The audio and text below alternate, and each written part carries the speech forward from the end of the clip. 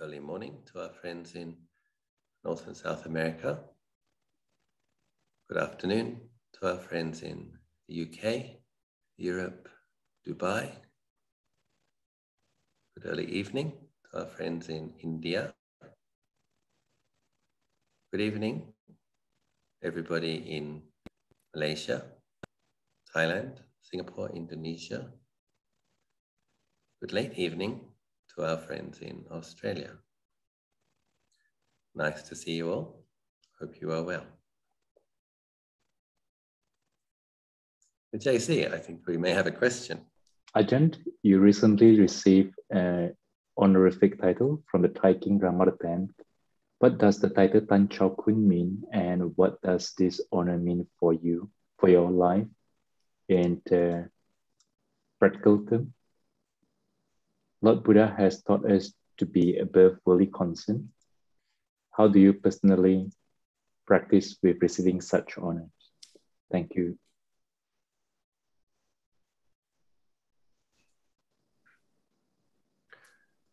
So, in the universe of conventional reality,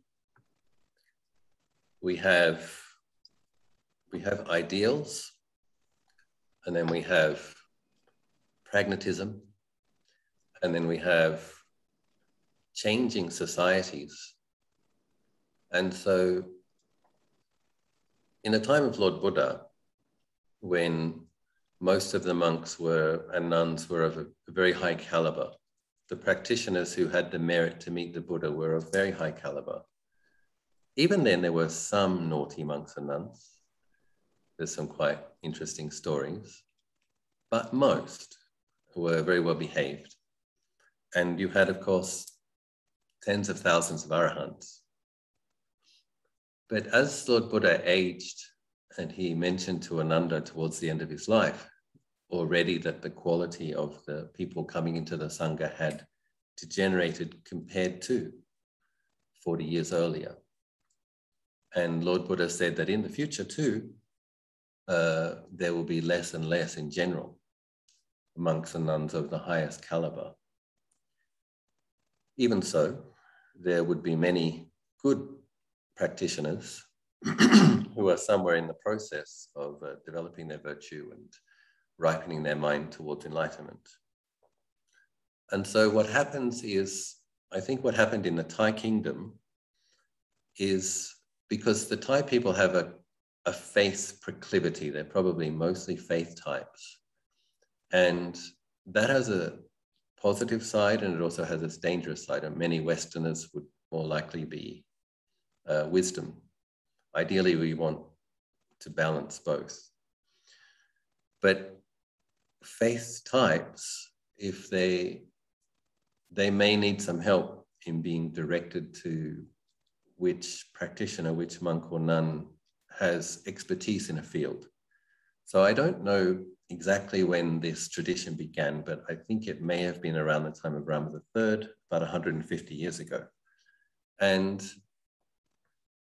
the king used to invite monks to teach at the palace, I think every day. And I think this is really beautiful and wonderful in terms of an origin of a tradition. You have the king of the kingdom is very sincere in his studies, and he's questioning the monks about their knowledge, about the texts, about the vinaya, the monastic rules, and about meditation, etc. And this tradition developed where the king would give a title and a ceremonial fan, and in the title there would be a kind of a qualification of what that practitioner's field of expertise was. And not everybody who went to the palace got one. And so some of those titles are for study of sutta. Some of those titles may be for the studying of Abhidhamma. Some of those for, I think there's even one for monks who were very gifted at renovating and developing holy sites. And then there's ones for monks who have a good knowledge in meditation. And so when the king would give a title, understanding that the king is well studied and well practiced, he's in a way screening the monks of the day. And when he would give the title, it was his way of letting the lay people know, this one is the one to go to if you want to understand and study the suttas. This one is the one to go to if you want a holy site renovated. This one is the one to go to if you want to practice meditation, if you have doubts about meditation. And in a way also, the monks who didn't get them, you know, sometimes monks may have fame and they may come to the palace and they didn't get a title, and that may have also been suggesting something, that maybe this one is not perfectly pure or virtuous, or maybe his understanding of the doctrine is not perfectly sound. And so it's kind of like a system that came up. It's like checks and balances, or supporting the lay people to understand who to go and study with in what area. Of course, like all conventions, it has its strengths and its weaknesses. The previous king actually didn't decide who was going to get the titles himself. He left it to a committee of senior monks. And as is the way with committees, sometimes some corruption can develop. And so who was getting the titles was not always due to the merit of their practice. And so this king took over from that committee, giving the titles again, as did, I believe, Rama III and Rama IV, and meeting the monks and discussing Dhamma and meditating with them, and then giving titles if he sees it fit. So I must admit that I'm happy that I received this after being a monk for 25 years and having been a monk for half of my life. And the category of this honorific title was Rajakana Vipassana Tura. So I'm part of the King's Committee of Monks in relationship to Vipassana insights, the business of Vipassana insights. And so after, you know, I am a professional full-time contemplative. That's what I do. So I can honestly say that I never sat around previously thinking, I really hope one day I get a Tahn Chao Khun title from the king or from the committee of senior monks. I've never had that aspiration manifest in my mind. I like a simple life, try to keep things uncomplicated. And in general, my character, I like to work with kind of family feeling.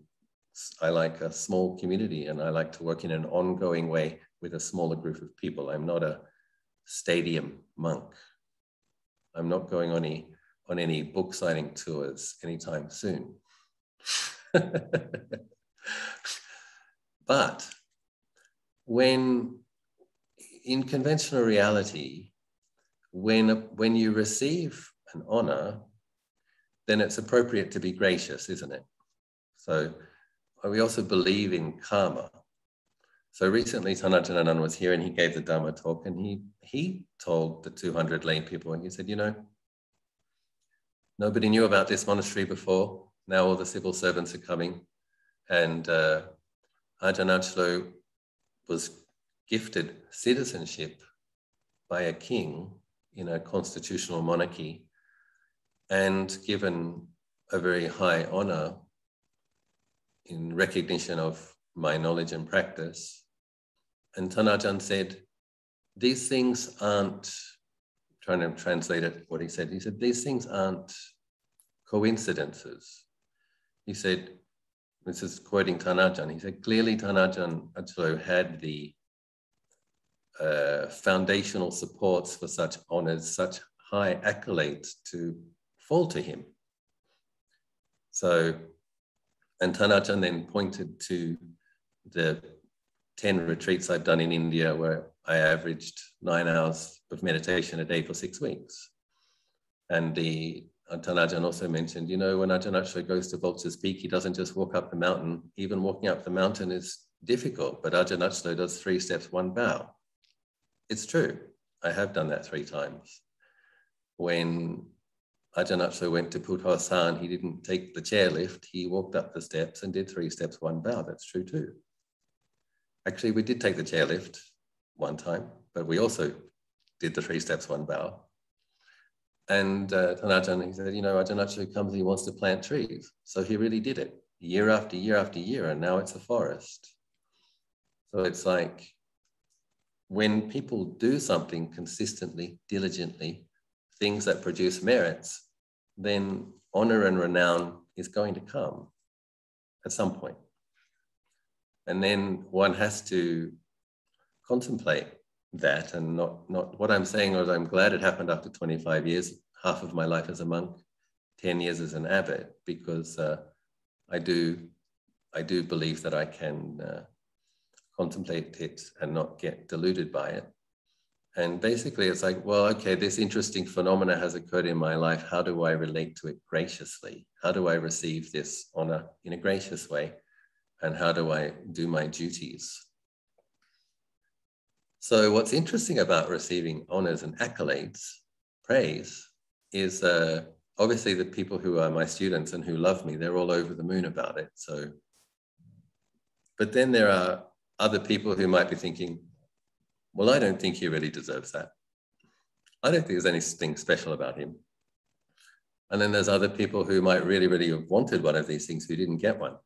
But what's very interesting about my karma at this particular point in time is apparently there's about 60 levels in this hierarchy of titles.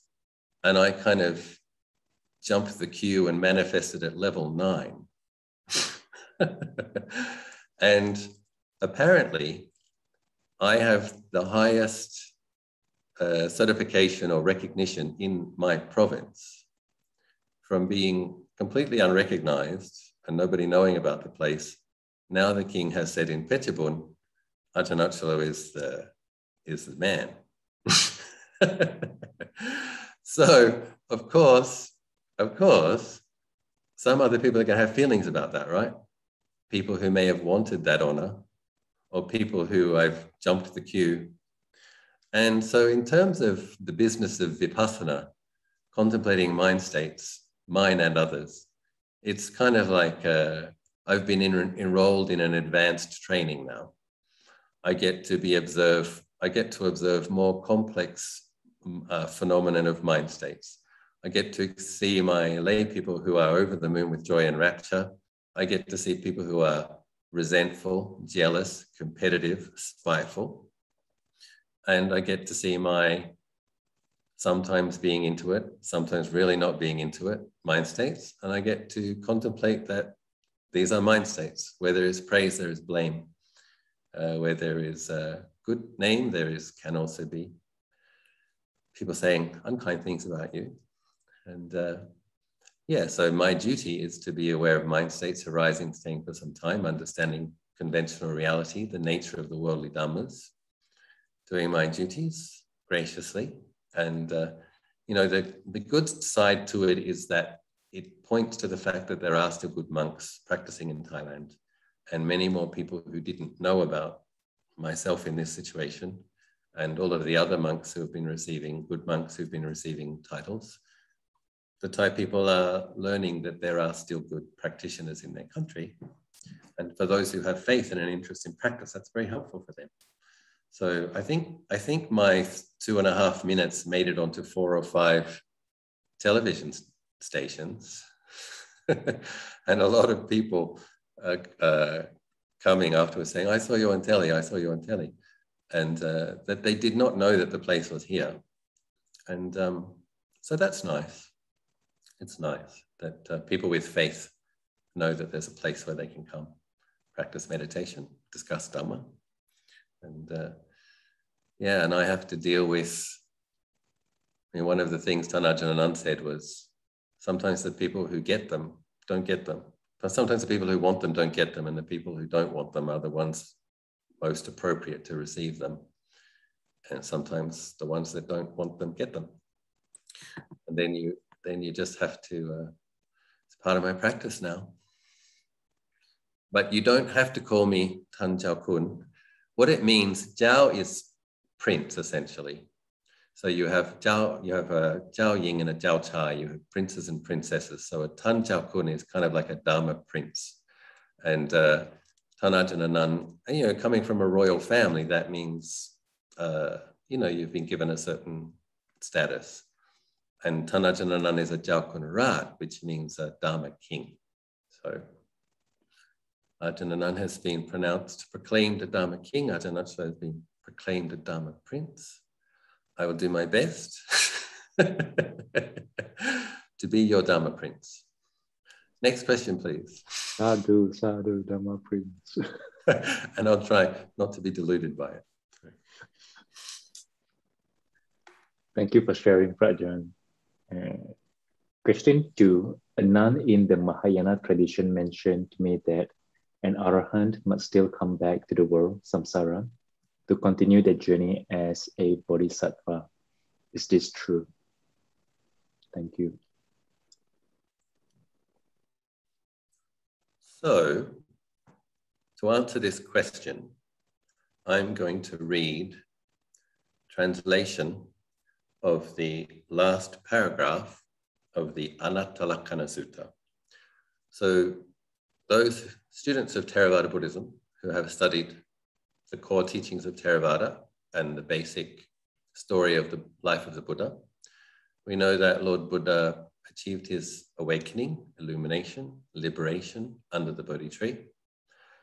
And then he considered who he could teach, who might possibly penetrate to that understanding and be liberated through penetrating to that understanding. And he realized that the 5 ascetics who he had practiced austerities with did have enough spiritual faculties that they would be able to perceive it. So Lord Buddha walked in stages from Bodhgaya to Isipatana, modern day Sarnath, and he did teach the Dhammacakka Pavattana Sutta, the turning of the wheel of Dhamma, Four Noble Truths, Eightfold Path, and Anya Kondanya attained to stream entry.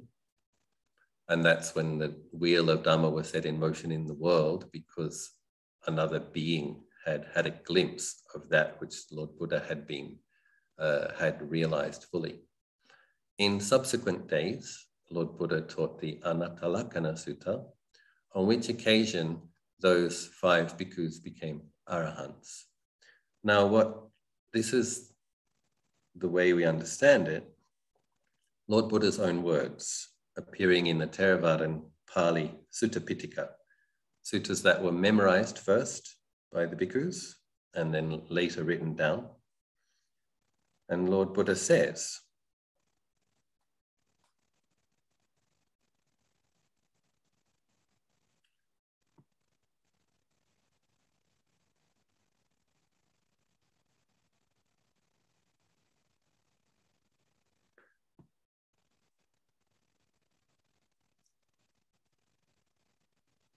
so I'll just go through it, the last page. It's a good basic teaching, so let's contemplate it. Wherefore, bhikkhus, whatever form there is, past, future, present, internal or external, gross or subtle, inferior or superior, whether it is far or near, all forms should, by means of right wisdom, be seen as it really is thus. This is not mine, I am not this is not myself. So one's own body, other people's bodies. Whatever feeling there is, past, future, present, internal or external, gross or subtle, inferior or superior, whether it is far or near, all feeling should, by means of right wisdom, be seen as it really is thus. This is not mine, I am not this is not myself. Similarly with perception, similarly with mental formations, similarly with consciousness, whatever consciousness there is, past, future, present, internal or external, gross or subtle, inferior or superior, whether far or near, all consciousness should, by means of right wisdom, be seen as it really is thus. This is not mine. I am not this. This is not myself. Seeing in this way, bhikkhus, the wise, noble disciple becomes disenchanted with form, becomes disenchanted with feeling, becomes disenchanted with perception, becomes disenchanted with mental formations, becomes disenchanted with consciousness. Becoming disenchanted, their passions fade away. With the fading of passion, the heart is liberated. This is the sentence I want us to focus upon. With liberation, there comes the knowledge. It is liberated, and they know. Destroyed is birth. The holy life has been lived out. Done is what had to be done. There is no more coming into any state of being. So Lord Buddha is talking about the state of the Arahant, saying that there is no more coming into any state of being. Thus spoke the Blessed One. Delighted, the group of 5 bhikkhus rejoiced in what the Lord had said. Moreover, while this discourse was being delivered, the minds of the 5 bhikkhus were freed from the defilements through clinging no more. So that means destroyed is birth, the holy life has been lived out, done is what had to be done, there is no more coming into any state of being. This is the second sutta, one of the 3 cardinal suttas. Similarly, with the fire sermon, the last 2 paragraphs, becoming disenchanted, their passions fade away. Let's do that. Let's do this. Basic Buddhist study, core teachings. They become disenchanted with the body, disenchanted with tangible objects, disenchanted with body consciousness, disenchanted with body contact, and the feeling that arises from body contact, whether it is pleasant, painful, or neutral, they too become disenchanted with. They become disenchanted with the mind, disenchanted with mental states. So this is in considering their anicca, their impermanent and unsatisfactory nature. They become disenchanted with the mind, disenchanted with mind states, disenchanted with mind consciousness, disenchanted with mind contact, and the feeling that arises from mind contact. So disenchanted can also be translated as not fascinated with, not deluded by, seeing its true nature, becoming weary of it. Whether it is pleasant, painful, or neutral, they too become disenchanted with. Becoming disenchanted, their passions fade away. With the fading of passion, their heart is liberated. With liberation, there comes the knowledge. It is liberated, and they know. Okay, so the person whose heart is liberated knows. Destroyed is birth. The holy life has been lived out. Done is what had to be done. There is no more coming into any state of being. Thus spoke the Blessed One. Delighted, the bhikkhus rejoiced in what the Lord had said. Moreover, while this discourse was being uttered, the minds of those 1,000 bhikkhus were freed from the defilements without any further attachment. So to me, it's clear.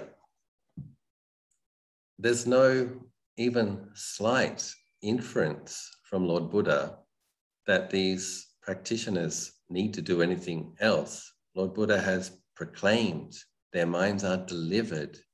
They have established their liberation to such a degree that there is no more coming into any state of being. So it is generally taken as a given in Mahayana and Vajrayana that Arahants have not yet finished their work. And it is important to understand that the texts that make these statements occur, I think, about 1,500 years after Lord Buddha's enlightenment. And so I have to be humble and say that I don't have a vast enough and gifted enough mind to be able to say from my own knowledge that Arahants are liberated and they won't be born again. But it seems to me that Lord Buddha is saying that in the Pali canon very consistently and very often. And so that's what I tend to believe. Also, due to my good fortune, I do know several Arahants. And so I asked this question of one of them. When the Mahayanists say that the Arahants will have to come out of Nibbana and cultivate themselves further to Buddhahood, what do you make of that? And the practitioner who I believe to be an Arahant said basically what that sutta says. In order to realize Nibbana, one has to uproot all grasping, all attachment or clinging. You can't establish the mind in Nibbana. If you have any more clinging or any more attachment, you can't establish the mind in Nibbana. Nibbana is the other shore. The path to realizing Nibbana depends upon relinquishing, craving, attachment, and clinging. That's how you realize Nibbana. That's what all the meditation, all of the precepts, all of the disciplines are for. Seeing, oh, I'm attached. Oh, that hurts. Let it go. Oh, a more subtle level of attachment, a more subtle level of clinging. It hurts. It's dukkha. Let it go. Let it go. And they can eventually let it all go. And then their minds perceive, abide in, are liberated into Nibbana. So what this teacher said, what this liberated being said, having let go of all attachment, having realized Nibbana through letting go, having seen the dukkha characteristic, how could it be possible to pick it up again? How could a purified and liberated mind decide to pick up something with which has an unsatisfactory nature? So from what I see in the suttas, Theravada and Pali suttas consistently, and from my conversation with a being who I believe to be enlightened, I tend to be of the school of thinking that believes that Arahants are liberated and will not need to train themselves further to become Buddhas. So, and I'm happy about that, because for the Bodhisattva practitioners, they don't have to worry about the Arahants. There's billions of other beings that need liberating. So you don't need to worry about them. They're okay. And there is a difference between an Arahant and a Buddha, of course. So an Arahant does not have the vast abilities of a Buddha, and it doesn't have the vast merits of a Buddha in that final life. So that is different. Obviously, the Bodhisattva practitioner will benefit many more beings in their path to Buddhahood over those many eons. And obviously in that final life will help to liberate many millions of beings and will have incredible abilities. So there's a difference between Buddhas and Arahants, but the difference is in the amount of merit, the qualities, the abilities. But Lord Buddha does say in the suttas repeatedly, with regards to liberation, he encourages bhikkhus and lay people constantly to aspire to be Arahants, and then he praises whoever achieves that as having the same quality of liberation as the Buddha. And in 84,000 Dhamma verses, there isn't one utterance that says, these Arahants are selfish, these Arahants made a mistake, these Arahants have more work to do. But in certain Mahayana and Vajrayana suttas, there are those kind of statements. And I tend to personally see it as marketing. If you're cheering for the Bodhisattva team, you don't want someone, if you want there to be lots of Buddhas and you're cheering for the Bodhisattva team, you don't want someone to liberate themselves too quickly. You want them to help all sentient beings. And so I see this as the different schools developed over the thousands of years. And I think this is a kind of a marketing strategy, make people feel that Arahantship is not the real deal, and better go for gold, go for Buddhahood. And of course, my personal feeling is that not everybody's cut out to be a Buddha, right? I mean, it's hard enough for most people to commit to a daily practice. And to imagine that everybody will one day have complete Buddhahood, to me that seems unlikely. To want everybody to, it's fine. To make millions of prayers, to make energetic efforts to try to bring that about, great.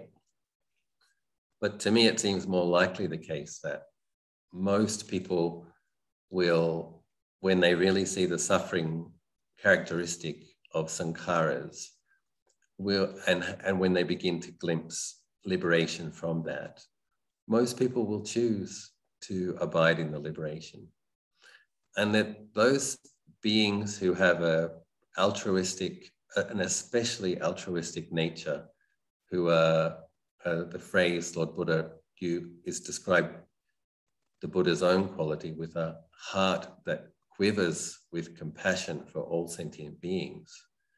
So there's a certain type of person who just has a heroic, vast, beautiful quality of compassion, who is willing to put up with a lot of suffering for a lot longer to help a lot of beings. And so those are rare and special and wonderful people, and I have a lot of respect, love, and appreciation for bodhisattvas. But I don't think everybody is going to be one. And, follow your bliss. Whatever aspiration gives you a feeling of conviction, determination, energy, then follow that aspiration wholeheartedly. And but I'd be careful. I would be careful having any critical thoughts towards Arahants, because I don't think it will help your spiritual practice. So if anybody is thinking that people who have abandoned all greed and hatred, if anybody thinks those Arahants are selfish, it's not a wholesome thought, and you'll probably create obstructions for yourself. And similarly, for people, the uber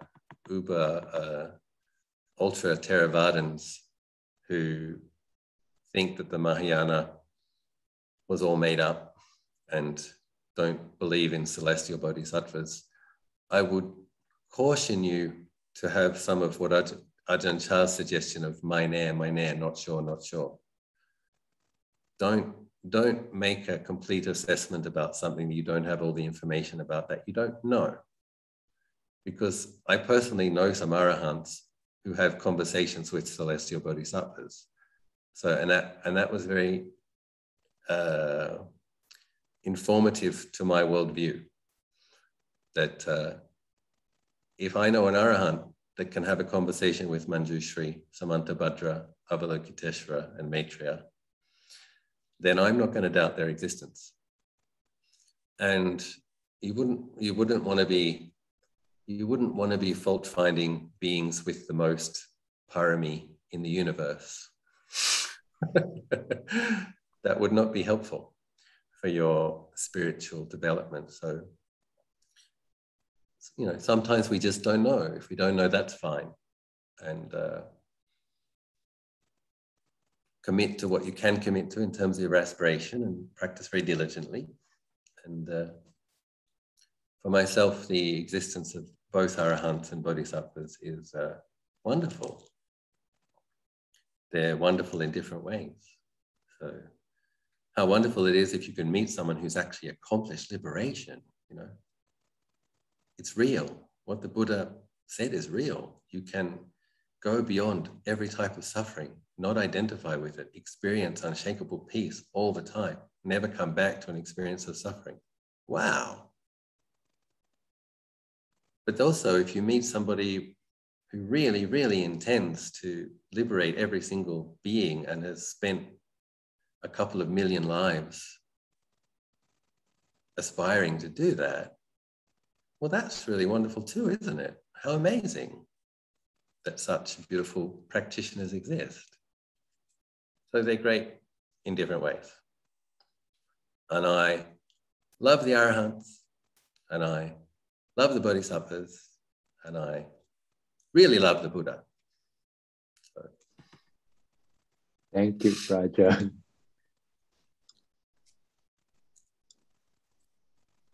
Thank you for the guidance. Prajan, question 3. How to deal skillfully with betrayal, cheating from spouse? As a practitioner, we may try to observe objectively and generate karma, metta, but one feels as though one is being taken for granted. How to handle this? We can recognize that it's due to past karma, but how do you handle it in the practical world? Thank you.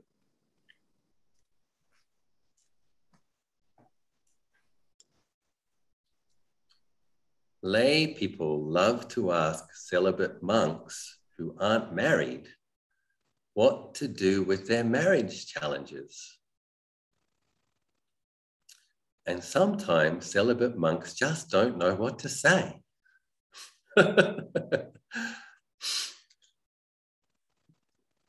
It's very tricky, isn't it? We're talking about some of the most painful phenomena in samsara. So culturally speaking, I suppose in most liberal Western democracies, the way that, or what was until recently, liberal Western democracies, things are always changing. The way a lot of people deal with it is getting a divorce. So I think 70% of marriages end in divorce now. You know, maybe not necessarily because the other person had an affair, but maybe because somebody wants to, and they decide to get the divorce before the affair. I don't know. I don't know why people get divorced. I've never been married. I've never been divorced. But one of the reasons I decided to become a monk was, personally, is a terrible thing to have to admit, but I didn't feel that I could commit to one partner. And I didn't want to be that guy that broke my partner's heart. But I couldn't have committed 26 years ago to that kind of fidelity. So I'm the kind of guy that, you know, I really like statues. So if you come to my monastery, you'll notice there's lots of statues. And I quite like Chinese vases. And if you look behind me, 1, 2, 3, 4, 5, 6, you'll see 6 Chinese vases. I like prayer beads. I've got a few sets of prayer beads. So if I wasn't a monk, I don't know if I'd have just one partner. I'm terribly ashamed to have to admit. Anyway, I'm deeply committed to my monk's life, so fortunately, we don't have to worry about that. But how do you navigate it? I don't know. I don't know. I mean, if it was me and my partner was having a relationship with someone else, I'd probably say to them, you know, it's like, well, we made a vow. I've kept my side of it. You haven't kept your side of it.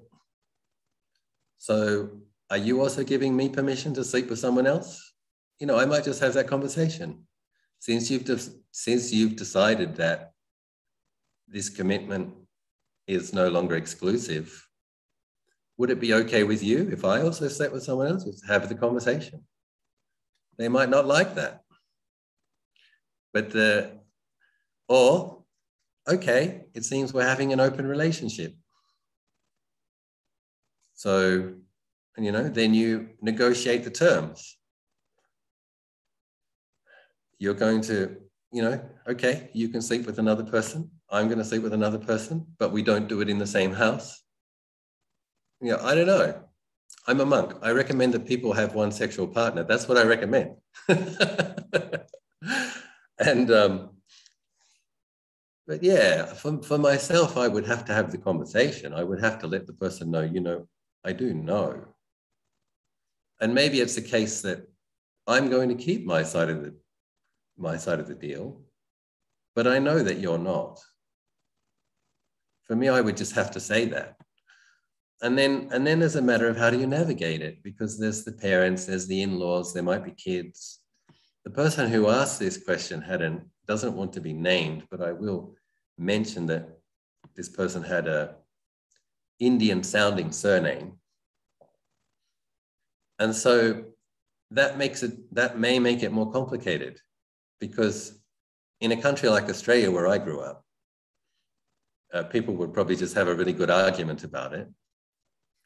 And, you know, some new relationship boundaries or a divorce or whatever. But in cultures where separation and divorce is less accepted, and, you know, the consequences of divorce, financial, etc., social, cultural, it's very difficult. So yeah, I don't know, but this person said yes, so we have to accept that there's a karmic element. But I think also, I recently read some results of a survey, and I think it was about 35% of Australians in a married couple admitted to having had an affair, 45% of Germans and Belgians, 60% of Scandinavians, and 73% of Thai people admitted to having affairs. So on one level, I think we have to accept that it's common. And what do you do about it? I don't know. For myself, if I was in a relationship and I knew a person wasn't honoring a vow that I'd made, I would have to have a conversation about it. Do you terminate the relationship? Well, that's your choice. But I think it's a matter of self-respect, a matter of your own integrity, that you just hold a mirror to this person, not necessarily angrily, very, very calmly say, I know you're having sexual relations with another person. And I have feelings about it. You don't have to throw plates. You don't have to slap faces. You can do these things very calmly. And it may be, I don't want to get a divorce for the sake of the kids, but I would like to sleep in a different bedroom now. And there may be ways that people can navigate different boundaries. Okay, we're going to share the same roof. We're going to try to be friends. We're going to be here for the kids, but you've chosen a different partner, so we're in different beds and different bedrooms now. It has consequences. You don't own me. So there are ways. I don't know how that would go down, because, you know, every single relationship is different. All these cultures are different. But there are ways in life. I think a lot of what we need to learn in life, in navigating challenging situations, is how to be firm and assertive and have clear and healthy boundaries without being obnoxious and aggressive. It is possible. So it's like, you might need to smash plates by yourself. You might need to go outside and yell in the forest. Or you might need to cry on the shoulder of a friend. Get the emotion processed, and then have the calm, adult, mature conversation and renegotiate the boundaries. Or get a good lawyer, get a divorce. But yeah, it's hard, it's painful, and I do empathize. And I wish you every support and healthy self-care, not to reject yourself when someone else rejects you. You know, respect yourself for your integrity and virtue. And yeah, in a way, it's the other person's actions. You know, they have to take responsibility for it. And you don't have to. You can love and honor your integrity, your virtue. And samsara is painful. This is why we are practicing towards liberation. If a young lady in her 20s wear sexy short skirts, skimpy dresses, low-cut shirts, etc. to attract attention? Is she committing bad karma? Thank you.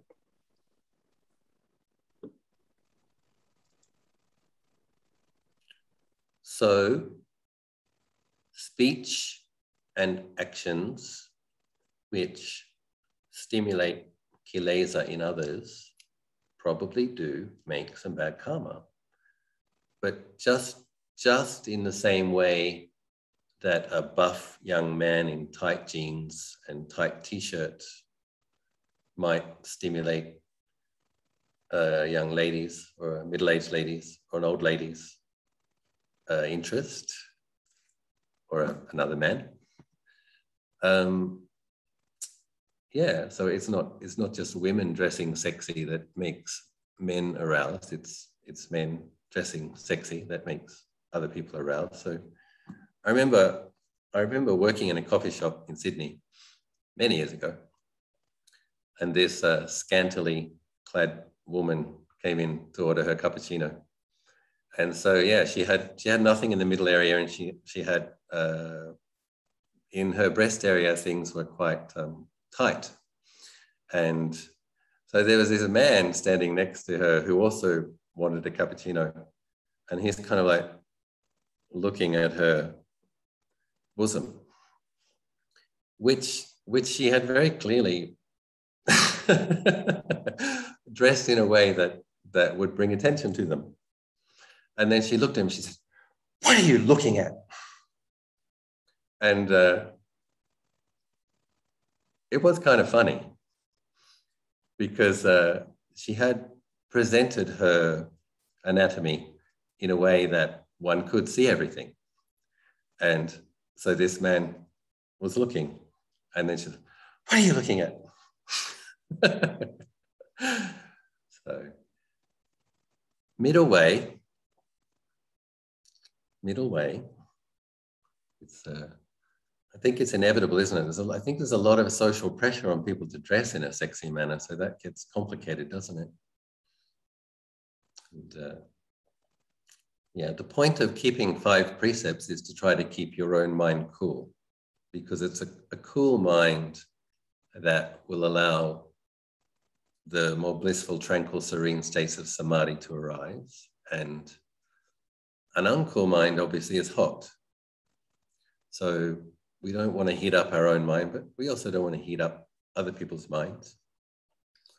So yes, be moderate and modest if you can be. I guess the karma of dressing sexy and arousing people, you know, personally, I gave up on that about 20 years ago.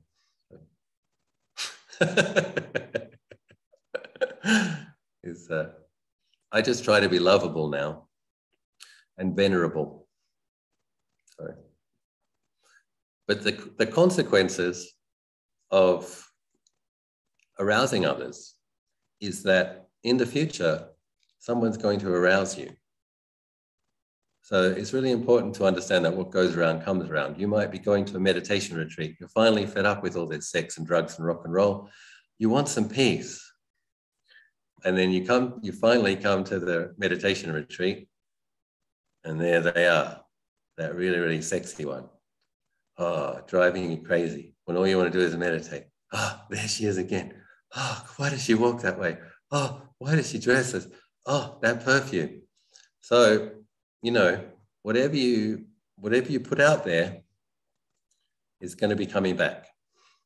So that's another way to look at it. So it's, if you don't want your senses aroused ad infinitum, then try not arousing others. Ajahn, actually I missed out question number 4. Do you want to have a look at that? Yes, okay. Last one. Question 4. Dear Ajahn, my mom has had dementia for 15 years and she is gradually forgetting things and people. Sometimes I can get her to chant with me. At other times, it is impossible because she doesn't have the attention span. Besides this, what more can I do for her? Chant and dedicate merits to her. Thank you, Ajahn.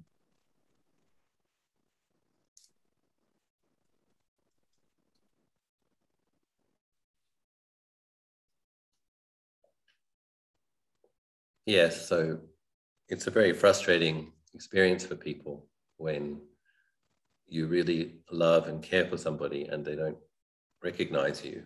And if that person is experiencing distress and you don't know what to do to help them, that's a frustrating experience. So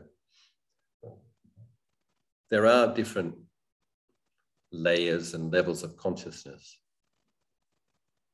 And so I do think that if a person can chant with you sometimes, but can't at other times, I still think putting on some chanting, if that doesn't agitate or irritate them, having chanting in their bedroom or in the living room, just in the background, and doing the chanting in their presence, even if they don't join in. If they don't want to join in, they don't seem receptive.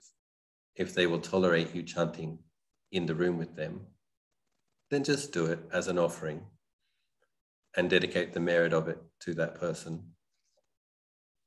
I read some interesting books from hospice workers, some very interesting phenomenon where people who had dementia, in the day or two before they left their body, these experiences of people sitting up and knowing everyone in the room and knowing where they were.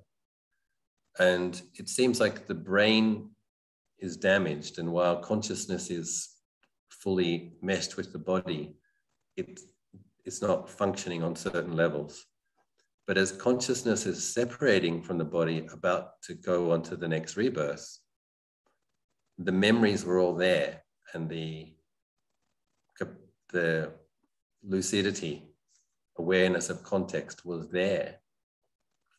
And so I think dedicating merit, it's like pouring merit into their consciousness, is going to help in those last moments when they're able to move from that situation where the brain is damaged or impaired, inhibited.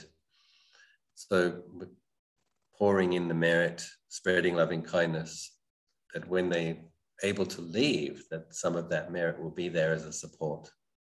So you can't see necessarily the results yet, but they may come at the time of death and be very, very useful. And I have heard some very fascinating stories of people really being with it in their last moments, despite a decade of appearing not with it. So yeah, we can have some optimism and hope, and then we do our duties. Whatever merit you produce and whatever merit you dedicate, you need not fear that it's ever wasted. So actually, when you generate merit, you're going to benefit from that. When you dedicate merit, you actually increase your merits because it's a higher level of generosity. You've actually dedicated merit, you just made more merit. And the other thing, of course, is when you are approaching your death and rebirth, you're increasing the likelihood that there will be caring, considerate, thoughtful influences around you when you need to make your transition. So it's never wasted, although it might seem somewhat futile in the moment. It's very skillful to chant with, put on chanting for, dedicate merits to older people who are experiencing dementia. Thank you so much, Ajahn, for the guidance and teaching. Does anyone want to see the cat? I won't force him upon you. Look there. Okay. You want to see? It's like a little son. My, how he's growing. Is it big? He's getting big, isn't he? Huge. Say hi to the people. Say hi to the people. Somebody cup. Somebody cup. So today, the cat climbed a tree, not realizing that he didn't yet know how to come down. And when the cat got a little bit scared, didn't know what to do, he climbed further up. And so we had an adventure. Me standing on top of a ladder, stretching out my arm, going, come on, come on, come on. And the cat did manage to walk backwards 1 meter where I could grab it and save it. So I'm trying to teach the cat how to run up a tree, because the cat is eventually going to have to live outside for periods of time and is going to need to know how to run away from dogs and other cats. So today was his first tree climbing lesson, and I would give him a C-, which is not bad for a first time. Anyway, so okay, say bye-bye, little girl. Bye-bye, bye-bye, bye-bye.